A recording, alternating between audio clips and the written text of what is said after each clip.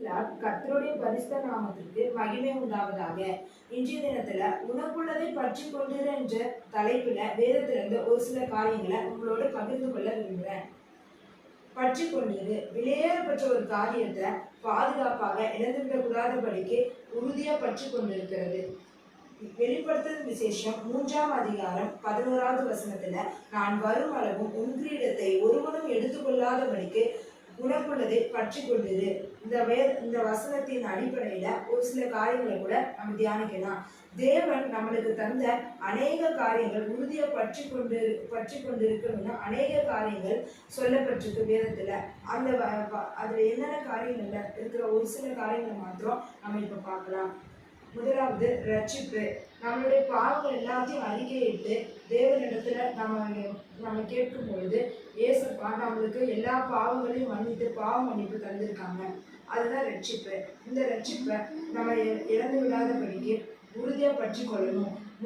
மத்தேயு 24ஆம் அதிகாரம் 14வது வசனத்துல, முடிவு பறிந்த நிலையில் இருப்பவனே ரட்சிக்கப்படுவான் என்று சொல்லப்பட்டிருக்கு. தேவனுடைய வருகை நாள் வரைக்கும் தேவன் அந்த ரட்சிப்பை இழந்து விடாம உறுதியா பற்றி கொண்டாதான் நம்ம நிலைநிற்க முடியும். இரண்டாவது பரிசுத்த ஆவி. தேவன் நம்ம மேல் குற்றப்பட்ட பரிசுத்த ஆவியை ஒரு நாள் நம்ம துக்கப்படுத்தி விடக்கூடாது. எபேசியர் 4:30 நீங்கள் மீட்கப்படும் நாளுக்கென்று முத்திரையாக பெற்ற பரிசுத்த ஆவியை துக்கப்படுத்தாதீர்கள் என்று சொல்லப்பட்டிருக்கு. பரலோக ராஜ்யத்துக்குள்ள நம்ம பிரவேசிக்க பரிசுத்த ஆவியை முத்திரையாக நம்மளுக்கு கொடுக்கப்பட்டிருந்தது. இதெல்லாம் நம்ம பத்திரமா பாதுகாத்து உறுதியா பற்றி கொள்ளணும். அடுத்ததாவது ஆவியின் வரங்கள்.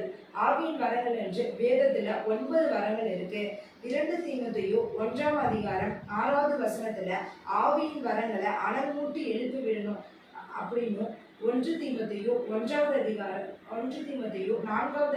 14வது வசனத்துல ஆவியின் வரங்கள் மீது அசதியா இருக்கக்கூடாதுன்னு சொல்லப்பட்டிருக்கு.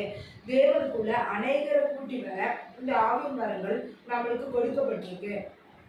இந்த ஆவின் வரங்களை நம்ம அந்த ஆவின் வரங்கள்ல நம்ம அசதியா இல்லாம அதை அணைய விடாம பற்றி கொண்டு அதை உறுதியா பற்றி கொண்டு இருக்கணும். இதே போல நித்திய ஜீவன், தேவனிடம் நம்ம செய்த அறிக்கை, அவரோடு கூட நாம் செய்யப்பட்ட உடன்படிக்கை, வேத வார்த்தைகள் போல அநேக காரியங்களை நம்ம உறுதியா பற்றி கொண்டு இருக்கணும்னு அநேக வசனங்கள் உண்டு. வெளிப்படுத்தின விசேஷம் 3ஆம் அதிகாரம் 11வது வசனத்துல, நான் வரும் அளவும் உன் கிரீடத்தை ஒருவன் எடுத்துக்கொள்ளாதபடிக்கு உனக்குள்ளதை பற்றி கொண்டிரு என்ற சொன்ன வசனத்துக்கு ஏற்ப நாம் தேவன் நம்மளுக்கு கொடுத்த எல்லா காரியங்களையும் விட்டுவிடாம உறுதியா பற்றி கொண்டிருக்கணும். இந்த வசனத்தின் மூலம் கர்த்தர் தாமே நம்மளை ஆசீர்வதிப்பாராக. ஆமீன்.